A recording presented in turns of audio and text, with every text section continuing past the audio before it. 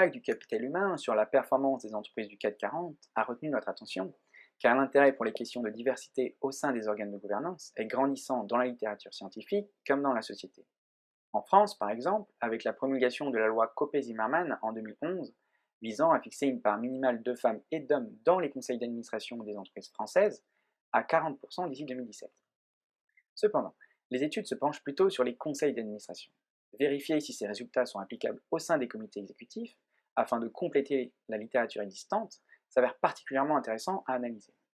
Ces comités exécutifs ont été peu étudiés et sont des organes décisionnels cruciaux sur le point stratégique, tactique et opérationnel pour la gestion des entreprises. En général, les critères de diversité les plus étudiés sont le genre, l'âge ou la nationalité des individus. Toutefois, afin d'étudier l'impact de la diversité, un outil appelé capital humain, défini par Becker en 1964 comme l'ensemble des connaissances, aptitudes, compétences et valeurs d'un individu, a été utilisé. La première étape de ce travail a donc consisté en une collecte de données sur le capital humain de chacun des membres des comités exécutifs des entreprises du CAC 40 de 2018 et 2019, puis sur la performance financière de ces entreprises.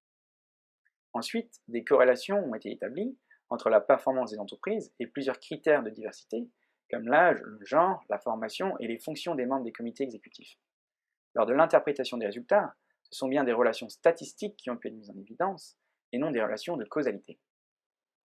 Dans un premier temps, les résultats montrent que les comités exécutifs sont plus diversifiés que prévu. En effet, ils indiquent que le capital humain des dirigeants est relativement hétérogène, à l'inverse des conseils d'administration, comme de nombreuses études ont pu le montrer.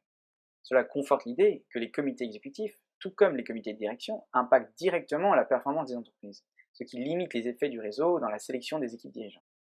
Dans un second temps, l'objectif était d'identifier les caractéristiques des dirigeants ayant un impact sur la performance de leur entreprise. Les résultats montrent que la diversité de la nationalité des dirigeants détériore la performance, validant l'idée selon laquelle cela pourrait générer des problèmes de communication et de cohésion au sein d'un groupe. Heureusement, aucun impact significatif sur la performance des entreprises lié à la présence de femmes ou de jeunes dirigeants au sein des comités exécutifs n'est observé. Les effets observés concernent plutôt la formation des dirigeants. Par exemple, on observe que les entreprises dont les dirigeants sont issus d'une formation d'ingénieur prennent plus de risques mais sont plus rentables.